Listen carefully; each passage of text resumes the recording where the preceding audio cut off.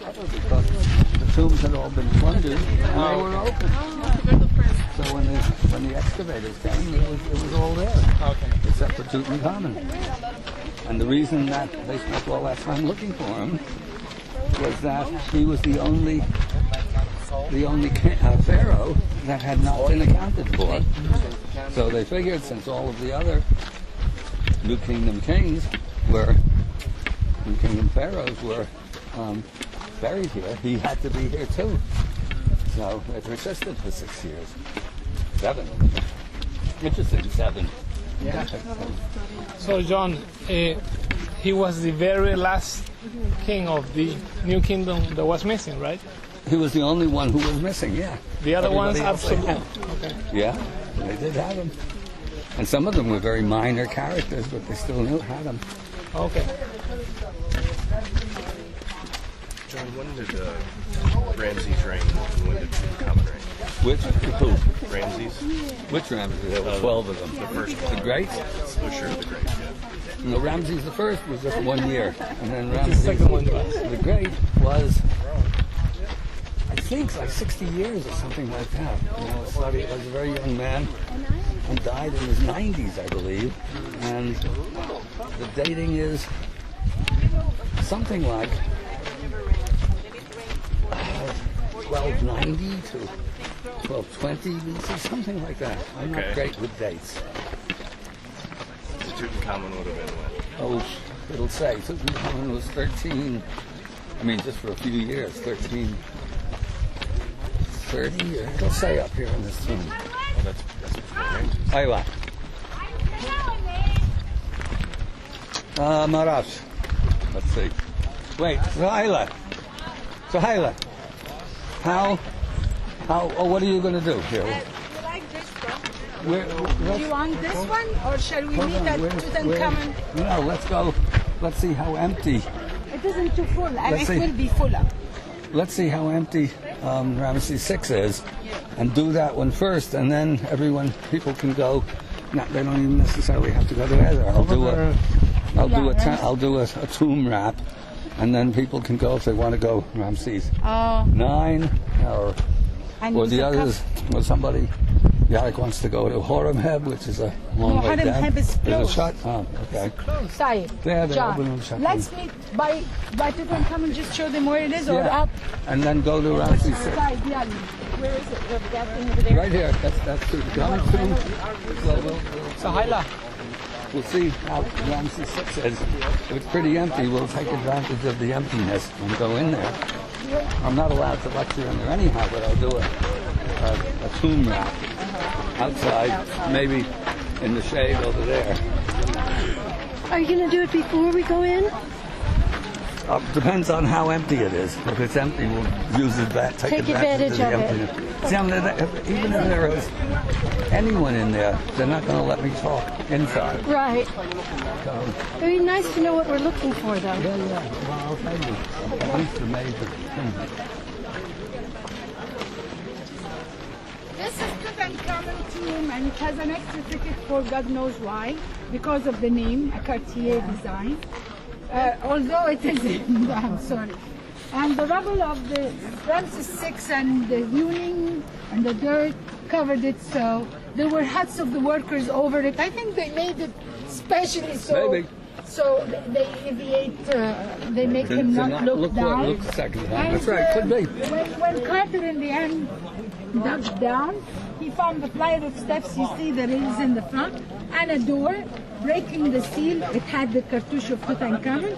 He found himself in the antechambers crumbled, and another wall sealing the burial chamber with the shrines, the great shrines, 1, 2, 3, 4, and the sarcophagus and the 3 coffins in it. All right? Let's go around to Ramses 6. That's in the museum, right? Yes. Are you going? The rest is history.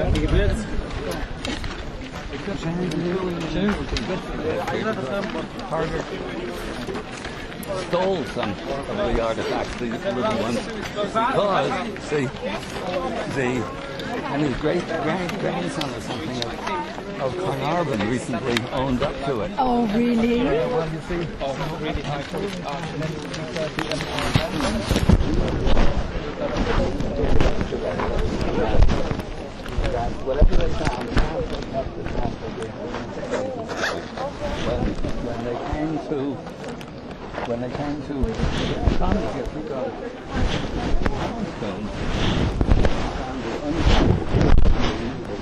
One's been quite out.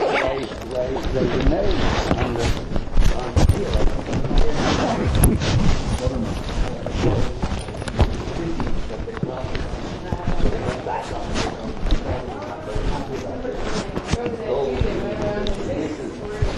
that remain unknown until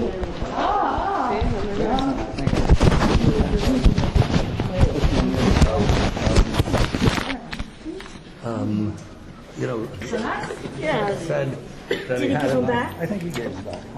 Anyway, now that's enough. 1 minute, John. No wink work here today. It's totally full. Even if you implement as if you are one of the grockles, like you're talking to each other. I am the guy who explain. I'll be sitting outside because I can't go in with you. Yeah, or me. No. Yeah, if you wish then to. Yeah, but it's just next to impossible. Yeah, because they'll be shouting and it's- screaming, and anybody else So coming in from here that you side. are. I was looking back. Let me just- Halas? It's pretty empty now.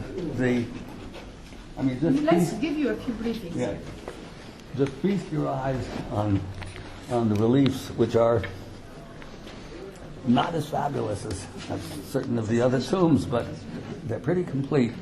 The masterpiece of the tomb is at the very end. It's the ceiling, which has the Book of Day and the Book of Night, with all of these unbelievable numbers of figures, which are astronomical and which, up until now, have never been explained in terms of who they are and what they are and why there's such and such a number. And this, my friend Charlie Herzer, is showing that this is going to be an important book, that it relates to the Osirian, to the texts of the Osirian, which are in that long passage and then underneath, past with an enormous granite part of it. And so we're soon going to know the details of the Book of Day and Night. Until then, it's just, you'll recognize it in 2 seconds when you get there. There's incredible ceiling. And other than that, just go through, make notes if you want when you come out, and I'll try to explain. But they, as I said, I know they're going to hassle me. But we were here at the crack of dawn, and we're the only ones here. Then maybe, as Silas says, wink, wink works. But it's not going to work. All right, with all let these me people. give you a few little things. First, of course, it's cut from the mountain as the rest of them, and this is the other kind. There are 2 kinds I told you. It's like a tube, one after one corridor, and they descend easily to the very bottom and the very end. Some of them make 100 yards into the mountains, or more or less. And when you see the color, they are like they had daylight inside. Put that in mind when you put. When you start the trip, it's a trip beyond. This is the afterlife trip of the king who follows Ra procession under, the 12 hours of the night. The Bardo region, effectively. So the ceilings, when you get to start, are light like the sky because it's right away after death. The hours continue, so it gets darker. The ceiling until it's so pitch black in the very end. There is in the middle of the scenes in the ceiling, you see the feet of Nut with her and thighs, and her body stretches into a few corridors until her hands go down. You see her face swallowing the sun. That's the sunset where the pillars are. So there is a place that there are pillars with the guards of gods in there. You see that. So you will see the trip of the king following Ra, one after 1 hour. The hours are represented in a door with a big snake that spits venom. If you don't say the right word, you get cold. And you don't get to go to the advanced next hour and you finish. You don't continue the trip. It has to be the right word, the door opens, so you finish 1 after 1 hour, 12 hours of the night until the resting place. You made it in the burial chamber. It Right? actually has parallels with the Greek, whether you have to know the password to get through the secret gate. Maybe I'll go with everyone for the sperm of Atum. Yes. Um, I told to you, drink. you are a Groko. Yeah, Act but like still, one. I have to talk about A few I very- can't talk, yeah, but anyway, this is where I'll go with you actually and point it out because you might not see Yeah, it by just yourself. be around him. There's a and scene walk. that shows Atum enjoying himself, and next to him, he's creating a shoe and tefnut, and then in the next tableau, there are 4 serpents erect with a hooked tail and a bearded head with a curved beard meaning divine, and the hieroglyphs say the sperm of Atum. But when you look at it, they are sperm cells. They're not just any old serpents.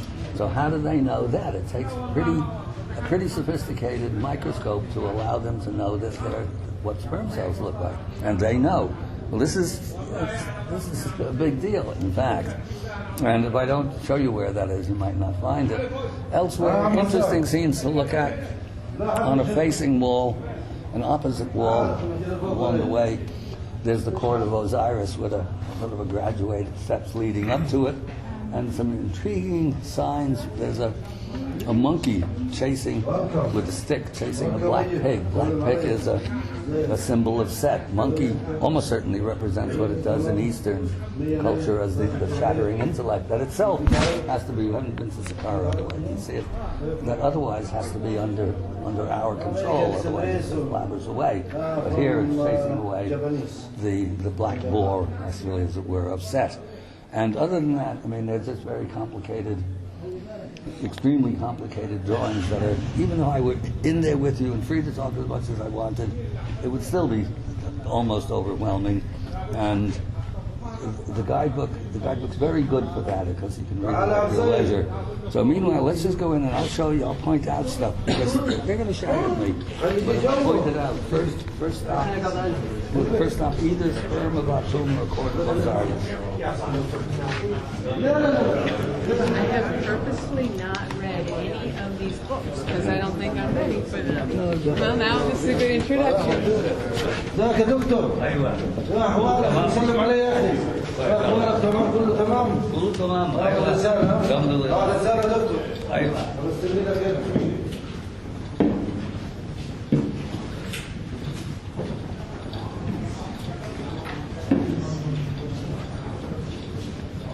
Were the floors ever inscribed? What? Were the floors ever inscribed? No.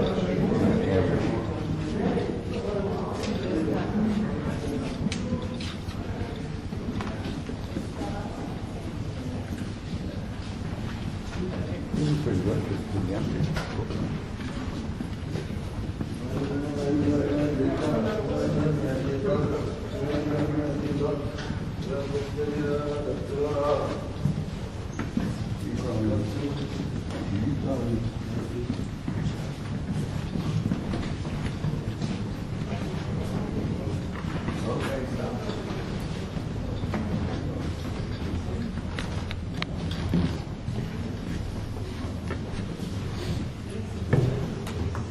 That is Atum, you see, playing with himself and giving birth to Shu and Tefnut.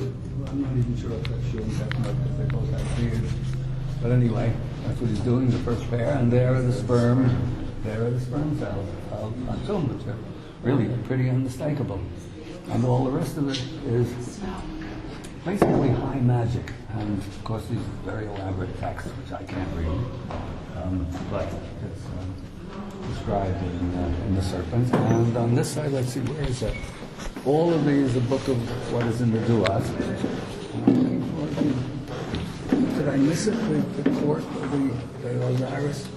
Did I miss the Osiris thing?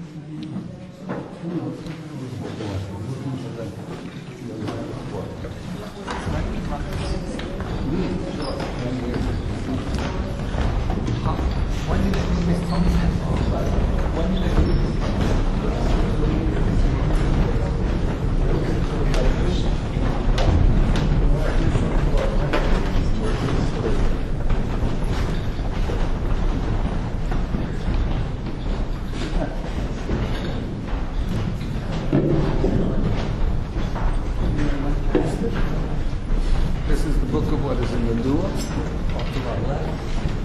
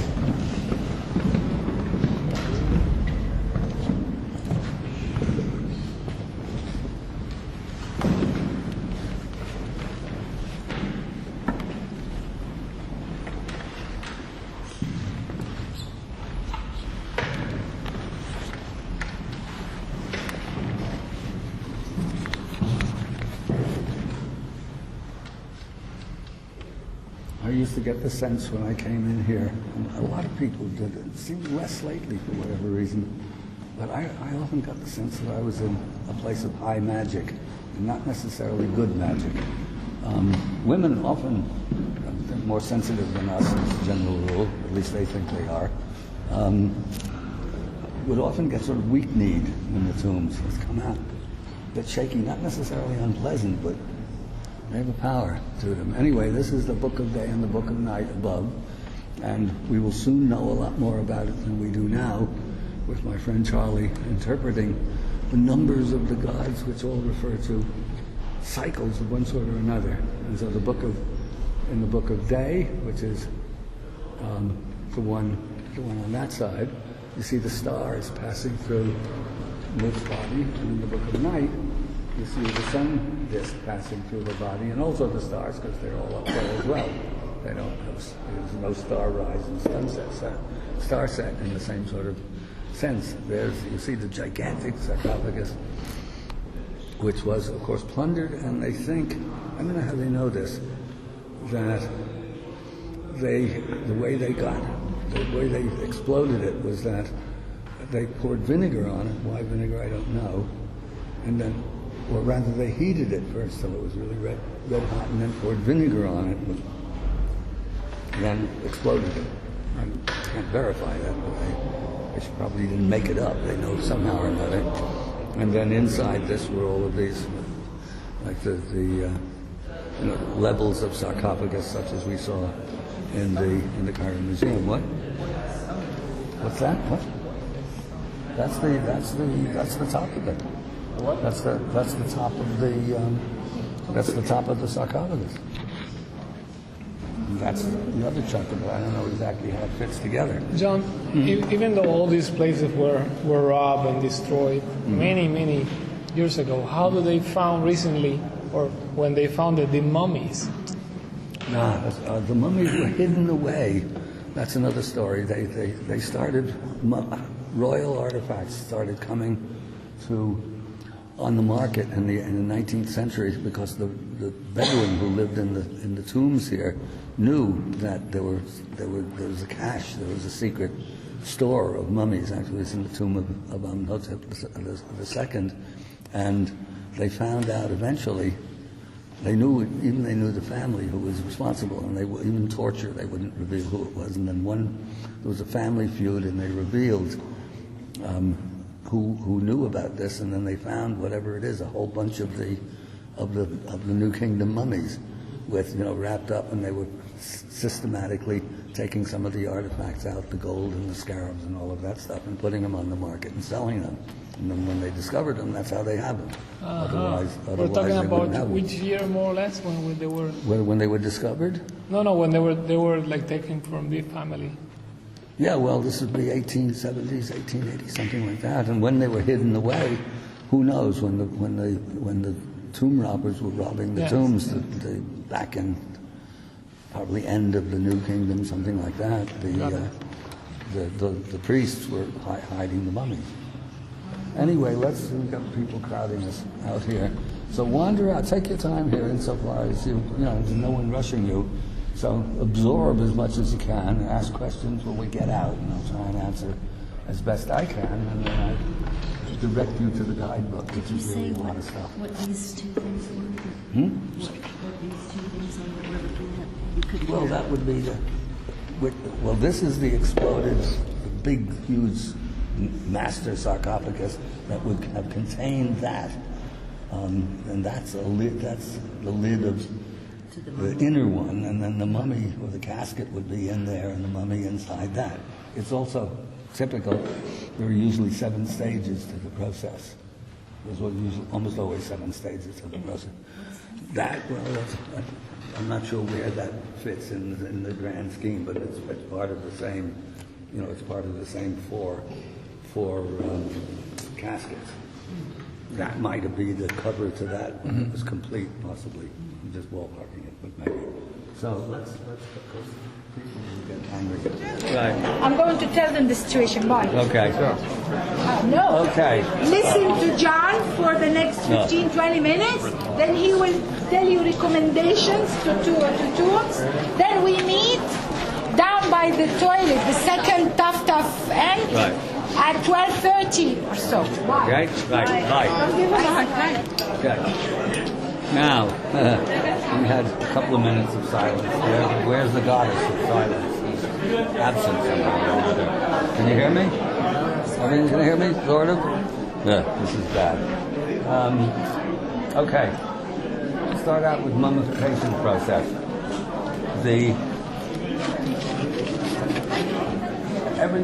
Almost everybody finds the whole process, what the Egyptians went through, the lengths they went to mummify pharaohs strikes us as sort of repellent, and it's me for sure. And there was an interesting book, actually very well written, but not very enlightened, by a guy living somewhere near me in Woodstock called John Crowley, called Egypt, A-E-G-Y-P-T. It's all about Egyptian magic and stuff like that. But he had an image. He was really repulsed by the whole mummification idea of the pharaoh laid out, sort of mummified like a fruitcake on a bier for all eternity. And there is something weirdly obsessive about the mummification process. Now, it wasn't always the elaborate thing that we were sort of semi-familiar with.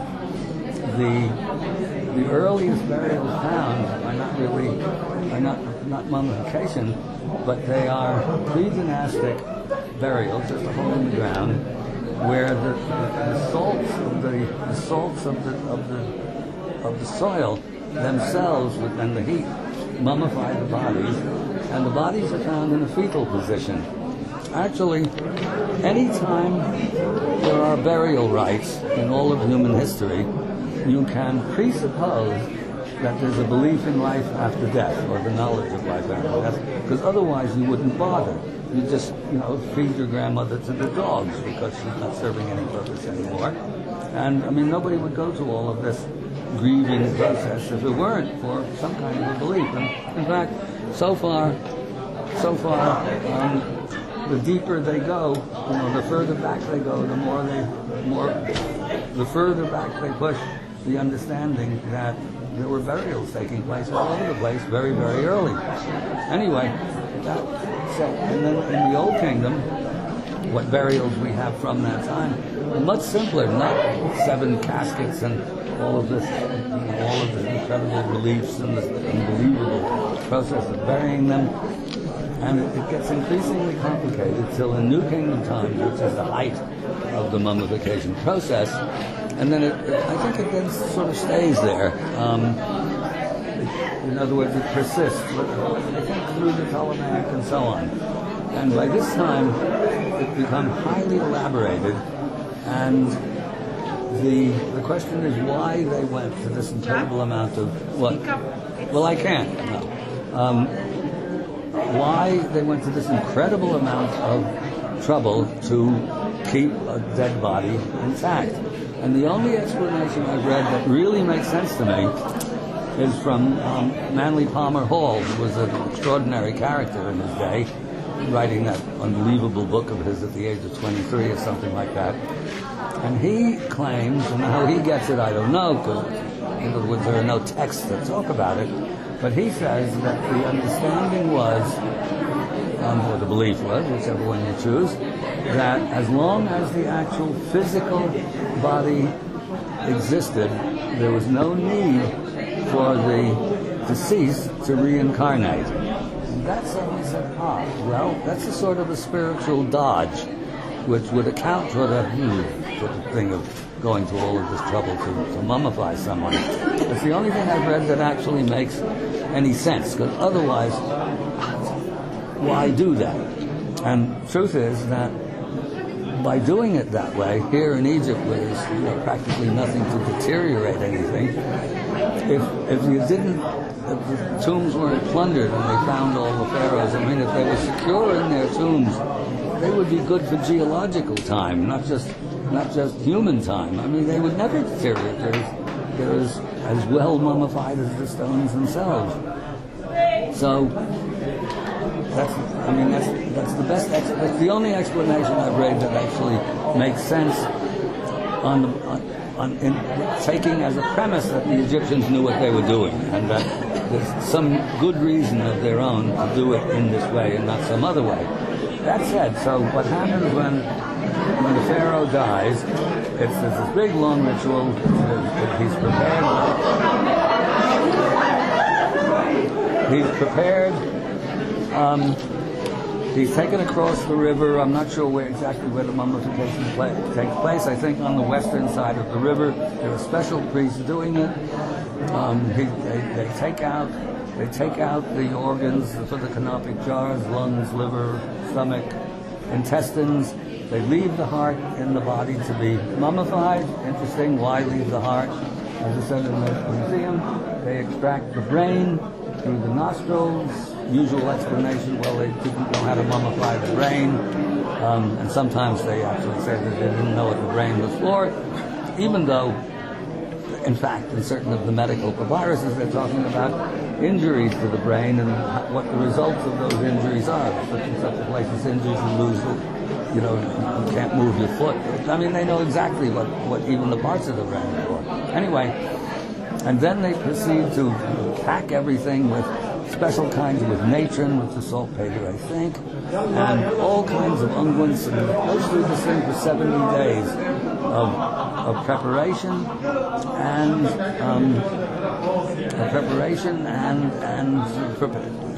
wrapping the mummy.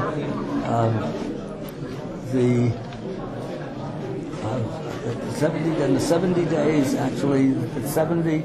Not for no reason, because the star Sirius, which is very important in Egyptian symbolism, disappears every year. It disappears for 70 days before it appears again in its heliacal rising, as it's called.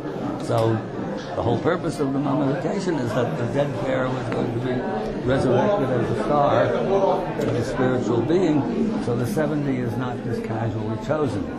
So it goes through this incredible process, and then is eventually laid to rest, buried in his tomb with all of the trappings and all of the gold and all of the jewelry and all the rest of the stuff. I mean, Tutankhamun's tomb galleries gives us a good idea of what was involved in all of this, which is pretty mind-boggling when you think that he was a minor king, so God knows what are they doing for Ramses II or Ramses III, we have no idea. But there are interesting lessons in that, actually, to take from compared to what we have today. I mean, practically the whole idea of art nowadays, or of the artist, is self-expression. In Egypt, it was exactly the opposite. It was sort of self-obscurement. Nothing is ever signed. The most incredible works of art, requiring the unbelievable level of virtuosity, get buried with the pharaoh, never to be seen by the public. So, in other words, the artist has to be working from a point, from a center, diametrically opposed to today's artists for the most part. I mean, everybody wants fame and everybody wants to be recognized and all that sort of stuff. Whoever these anonymous artists were putting that level of creativity into work for the glory of the gods. This is, for us, it's almost unimaginable. And if you are creative, you do something creative with your own life. You sit back and say, "See, would I do that? Would I do that? And nobody's going to read my stuff? I'm not so sure." Well, hardly anyone reads it anyway, so I'm close. Anyway, so that's the basis of the process itself. And there are books, you can read it if you're interested by this. The process is understood very well, the details of it, this and that unguent and this and that preservative, etc. That's my particular interest. As you may have noticed in the tomb itself, one of the chief characters is a scarab beetle.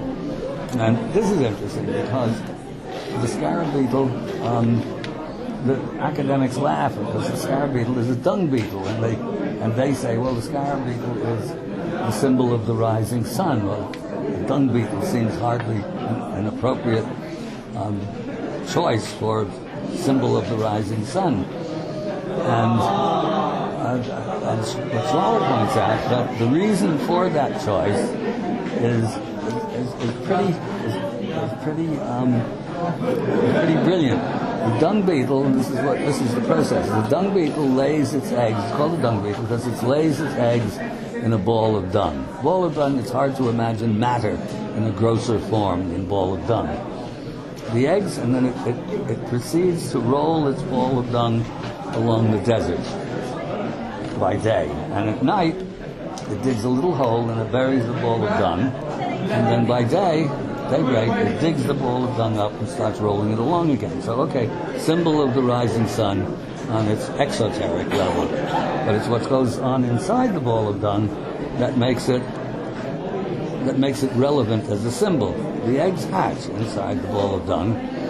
And in fact, by rolling it along in the sun, what's happening is that the fermentation process is taking on, and that's what the little grubs feed on. So in other words, they're drinking dung wine. There were better and worse years, but anyway, they're feeding on dung wine. So it's again this fermentation. It's alchemical fermentation, etc. is one of the alchemical stages. At a certain point, roughly analogous to the quickening of the fetus, the little grub turns into what's the second? Not a nymph. The nymph is the last stage. What's the second stage? It turns into, I forget the exact word. Anyway, it takes a different form. It's still inside the ball of dung.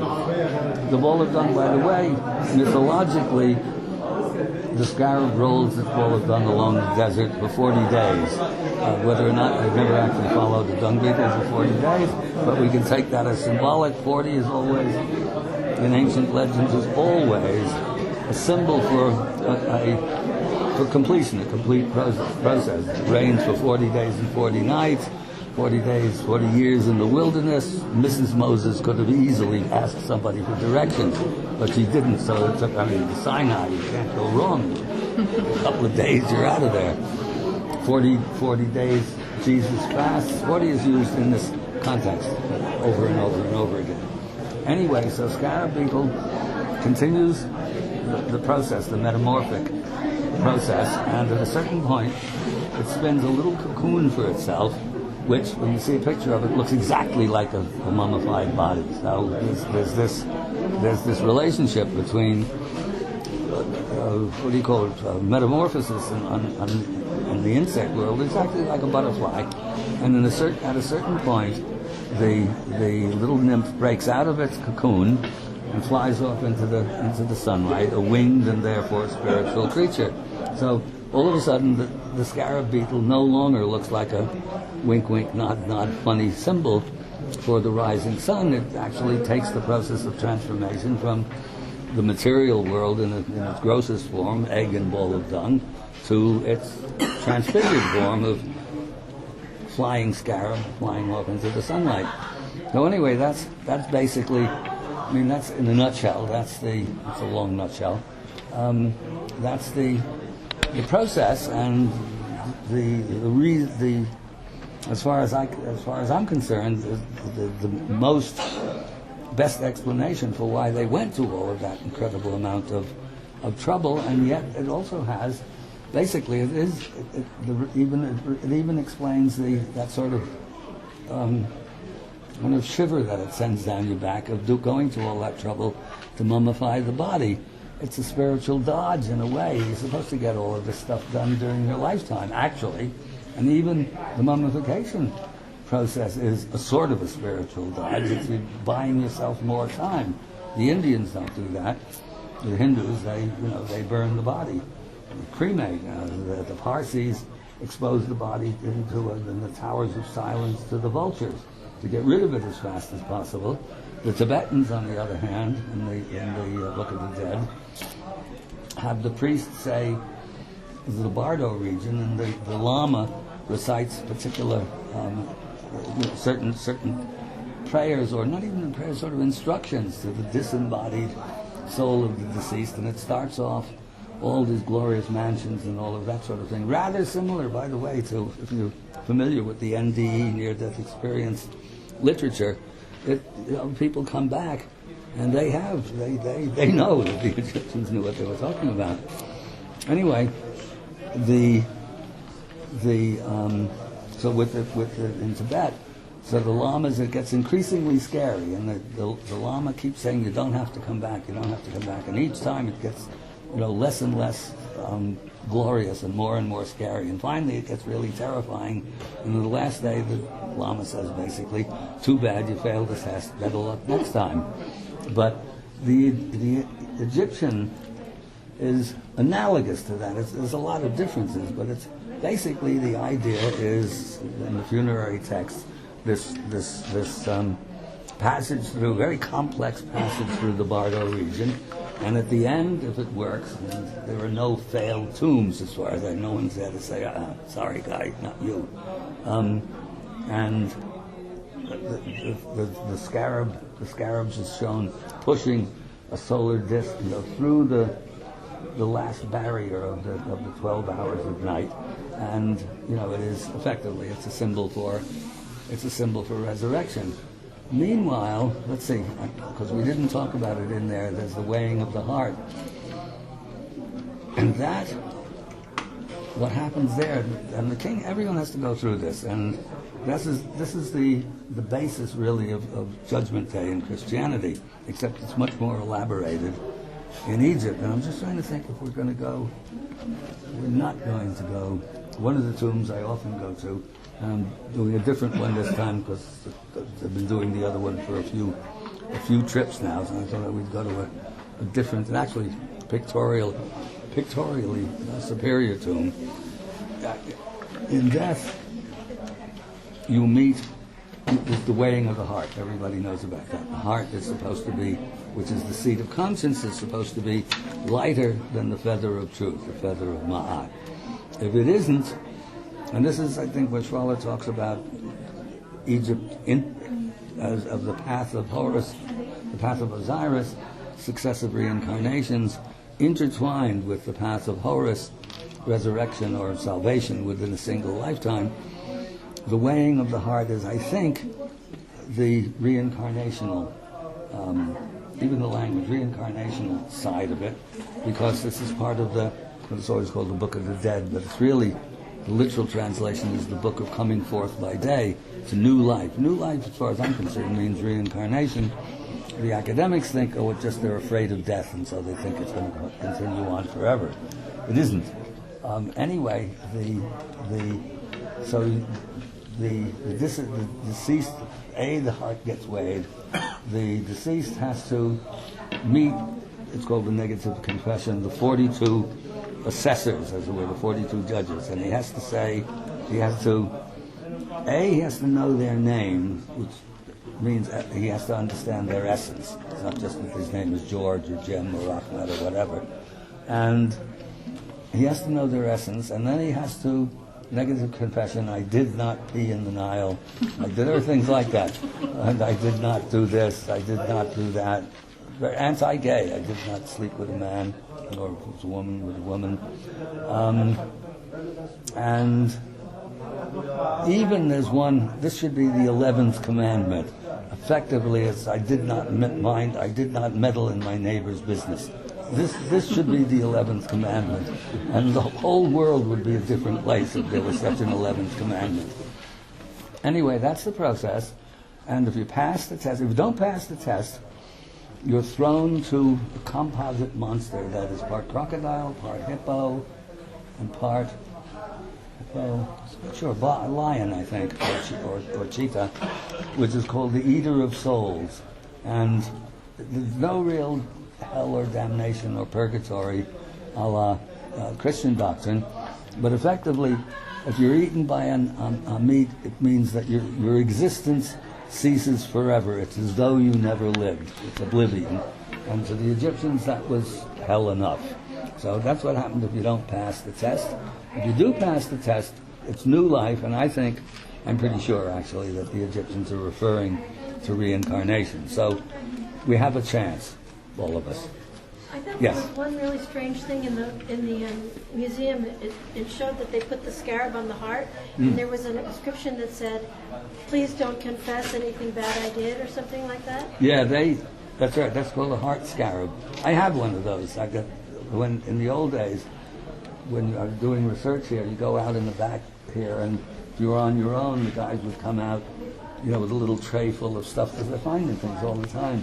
So I got this wonderful little heart scarab. I gave it, I forget, to my son or my daughter, and it has this long inscription on there, which is your conscience reminding you, sort of Jeremy Cricket, sort of saying, I didn't do this, and they think it's all a dodge, but maybe it isn't. I mean, maybe the heart scarab reminds you, well, anyway, in theory, it reminds you not to bullshit yourself and to not act contrary to your conscience. Of course, if you're a contemporary politician, you don't have any conscience, so there's no problem.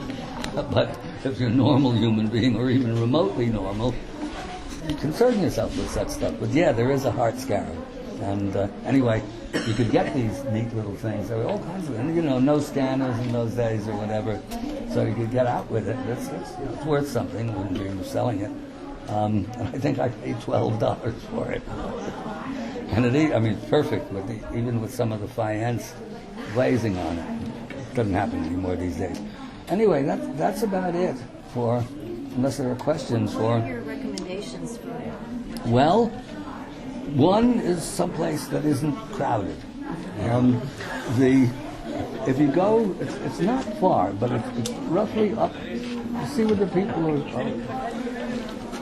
not where they're standing there, but somewhere up there. There's another little path that leads up and around where that big deep fissure is in the cliff. So is it to the left or the right of It's to the left. You sort of keep going up as though you're going to wherever the path goes, where that big fissure is, and you'll see another little sort of canopy like this, smaller than this, with a little place, and it's the tomb. So Hyla said it's Tausert. It's a double tomb. You go to the one on the right. And she said it's Seti. That didn't ring a bell exactly, but it says Tausert. You can't miss it. And it's not a terrible climb, because some of these are really a nightmare. And that's a good one and liable to be pretty empty. The one around the corner here, just down a little bit and to the right, that's a very interesting one. Ramses IX with very good reliefs, and you walk along on about a third of the way or halfway down. There's a very interesting relief of the king, of a serpent forming a 3-4-5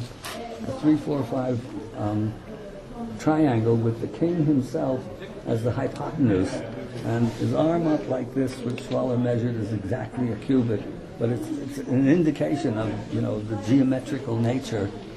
But you don't see it often expressed as this way, but expressed. So that's an interesting one. What's the name of the tomb? That's Ramses IX. All right, because we were doing the first thing, because 2 here, 1 here, we are all together now. So David will start with this one, because he missed the Ramses VI one. He did? Yeah, he missed it because he wasn't here. That's why. Why wasn't he Yeah. here? John. Oh. Right. And then let's stick to the 2 recommendations. They're good, and anyway, the Valley of the Kings is emptying. So I will lead the one to Tausert. Yeah. And then when we come back, we can give time to the other one, and let's meet here so we get down together and we can show you Ramses IV if you wish for the 3rd one on the way, so we have the tucked up together down. Good. Yeah? It's been moved higher since I was last here. I had the same idea. I thought, John, what's happening? Did you put it up for? Yeah, that's what's happened. That's very John. That's actually a variation of one of my favorite lines by Karen Blixen, who wrote out of Africa. A wonderful writer. And she tells us a story in which an aging beauty is walking down the grand stairway to a royal ball, and there's a full-length mirror in front of her, and she says, mirrors are not what they used to be. That's good. That's a great line. All right, I have to share this little one before we get started. the wink wink dot thing worked here. It does, right. Yeah, if you are going to use the thing in Clay's hand, you each one who will take picture give the guy a £10 in the end, so it adds up to a nice amount. If you are quite a few, that will pay, and the same thing will happen in the second tomb. And those two tombs are first rate. Worthy of picture. It's even Yeah, more this one than is 10. this It's one worth is more than visually 10. spectacular, and the other one is, let's say, sociologically, historically spectacular, because there are a lot of things in there that are not elsewhere. And this one is Senefer is the superintendent of the vineyards, and so the whole of the inside of the tomb is made to look like a grape arbor, with the ceiling is really, and the colors are perfect, and some of the reliefs in there, painted reliefs, are absolutely magnificent. Rekhmira is much more damaged, but it has a lot of interesting things of sort of Eastern nations, and I think Cypriots, even Greeks bringing certain kinds of tribute. And another interesting picture of them seemingly sliding blocks up ramps made of mud brick, which is thought to be the way they built these temples. And I've always said, I don't see how they could do it that way. And what you see is what you get. So there's this one relief, it's the only one I know of, that seems to show that. I don't know. Jury's still out, but there it is. When it's evidence, whether you like it or not. You're talking about the other two, the next Rekhmira, one, yeah. And Rekhmira also was a minister, very important. The nobles here had many titles, high officials. Minister of King Amenhotep III, Right. and another king too. Sometimes they served more than one pharaoh. And there are very interesting scenes of animals from Africa. Yeah. Elephant cats, giraffes, zebras, and lions. Many ostriches, deers, many. And actually, John Oliver, it's too bad you only get two tombs to a ticket, because there's another tomb here, and I'd forgotten that it was here, but it doesn't. You can't choose which two they're on a ticket. There's one called Userhet, and that has a very vivid relief there, or painting, which I forget if it's carved or just painted, that shows a driver. It must be, where Uspensky, Gurdjieff talk about the horse and the carriage, and the horse is the emotions, and the carriage is the body vehicle, and the driver is the driver, etc. And there's one thing there that shows, and it's got to be the same teaching, of the horse is kind of wandering around in the field, and the driver asleep by the roadside, and the horse. Really, it's got to come from there, and that's New Kingdom. So, New Kingdom. Early Christianity. yeah. So it's there, and very hard to imagine that it doesn't mean that it's just happened, just accidental. Is there no way of paying to see that song? Yeah, there is, but you have to buy another ticket to begin And with. it's far, and we have the temple right next to it, and the tombs with the whole site, the area will shut soon. When we finish, it will be about closing. Yeah, I'd actually forgotten. We could have even done it had I thought. I'd forgotten that it was up here, because it would have been easy enough to get two tickets. I don't know which other one is on Userhet, but these are two amazing ones. I know, but this is a particular one with a particular teaching that's of specific interest to everyone but you. Could we talk to the guys? And pay when we get back. We can spare You're lucky it bounces off. some other time. Oh, she gets even. Yeah, She gets even.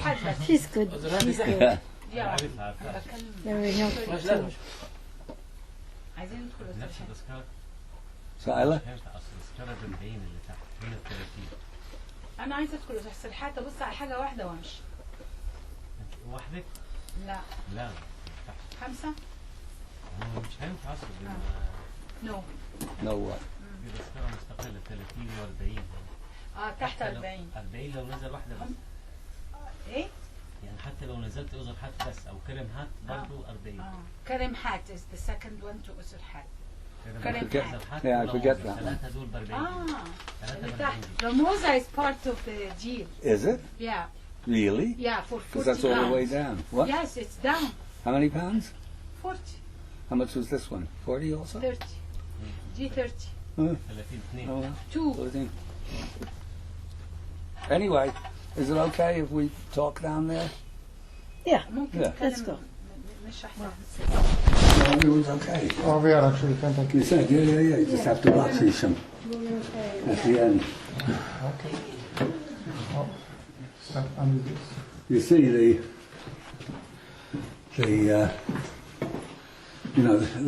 I mean, it's much more work, actually, to leave it rough like this than it is to smooth it. Is it really? It looks like a Oh, carpet. sure, because you just smooth it evenly, and when it's left rough, then you have to paint it, which is a nightmare to paint. If you look, you see how carefully it's painted well, and also it goes around the curves. And I mean, look at the line how it follows down there. That's much more difficult to do than it would be if it were just a flat ceiling.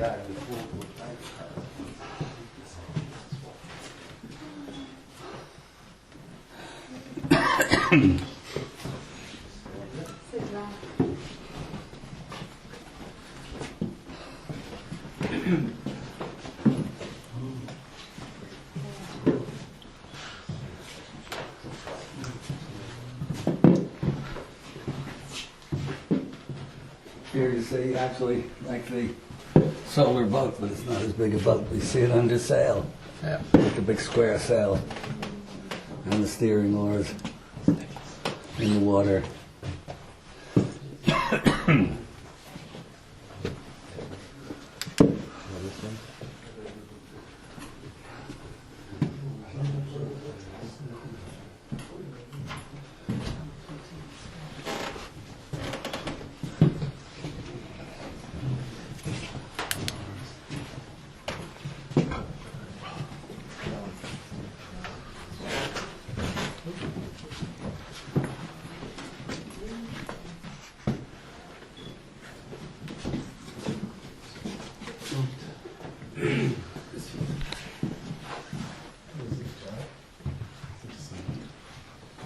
Yeah, correctly.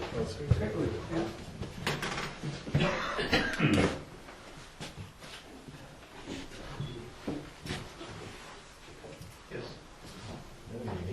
Isn't it right?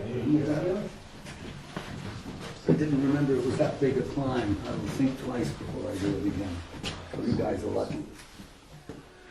Look at the way they've left. How they probably, boulders are coming out as they were excavating, it, and so they, smooth everything off and paint it into the crevices and things, which is really cool.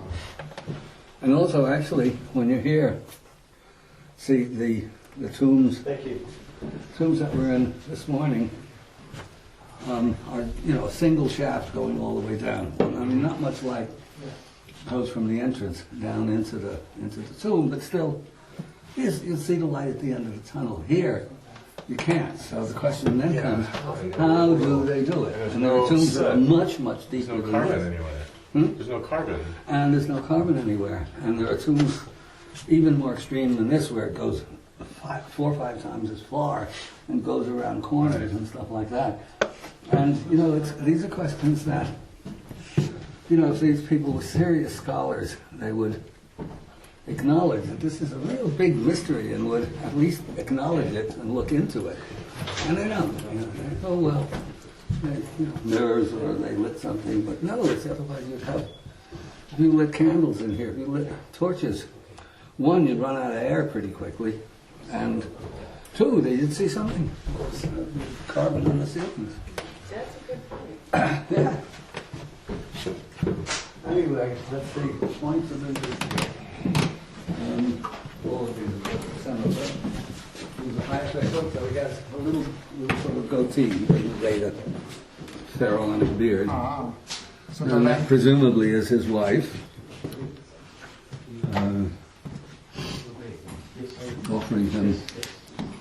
kind of cool. Oh, that's not a lotus. I don't know what that is. Some kind of elaborate flower. It's not a lotus flower. Oh, here's the should be Newton. Sometimes there's a. Oh yeah, there she is. There's sometimes Newton, sometimes. Who is it? Let's see. Does it say who's in the tree? Oh, I can't read it. Well, it must be Isis. It says there's the Isis sign. So it's Isis in the tree.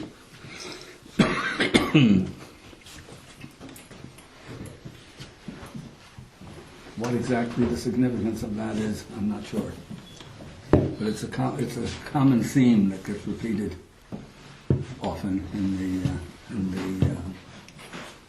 the tombs. Let's see what we have over here. First, sniffing lotus flower. Wife offering him linen of some sort. What period is this? This is, I think, 18th dynasty. Let's see if we see a cartouche. Let's see which pharaoh it is. It's interesting. Just these patterns are very interesting. Which pattern are you talking about? Like these, I haven't seen. Oh these yeah, yet. yeah. Well, that's again. That's the geometric patterns are here. You could say that that's those are water.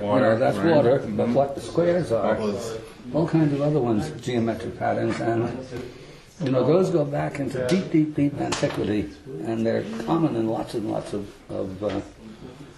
different societies. And they're cosmological in some sense or another. They're geometric and they're particular proportions, and the numbers count, and we don't really know why they're doing it the way they're doing it, but they know.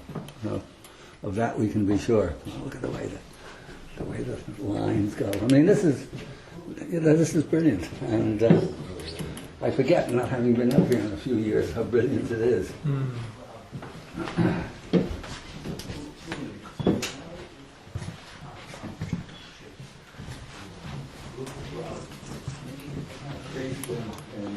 See that skin for your wife.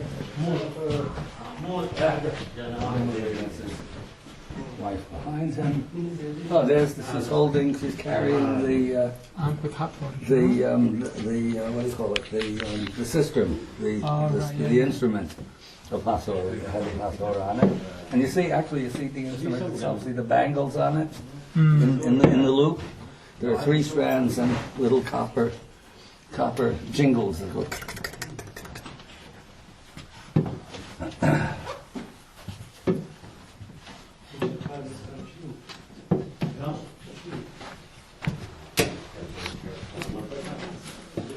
Bring him something. Right eye, left side, Taurus, Shenring. Well, that's a serious flashlight. Who's that? Oh, that's Carlos, keeper of the flashlight. It's funny, mine is so dull. Okay. You want to hold them? Oh, and those are excellent lubricants there. Yeah, I got a shot of that. Good. There's the gate. Yes, there's the gateway. Well, that's the actual sort of the pylon, but not quite. Yeah, we're talking. That's in the middle. Yeah, very interesting with the gateway into it. Right. Interesting. John? Yeah. I have a question. The damage back there, the 2 women, is that from, I thought they only did squeezes on relief. Is that like some kind of damage? So that's almost certainly the damage. Oh, okay. Something came off. Okay. Or The color is weird, only in those spots. yeah, well, it might be something leaked in, or yeah, that's not deliberate effacing. The deliberate effacing Also, always tell when it's deliberate. Also on the boat over in the corner. Yes. It's like say this the art. Oh yeah.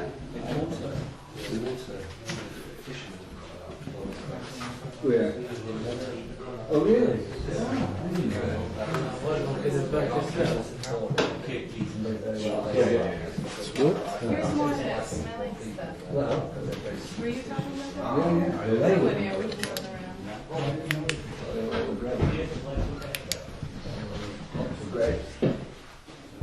the lines. Anyway, go ahead, guys, with the other. Do you want to keep this? You want to keep this? Oh, okay, well, You okay, can thank use it you. here? Thank you, yeah, I'll use it, sure, thank you. Okay. Remember to ask for it back, because you might not get it. I'll remind you.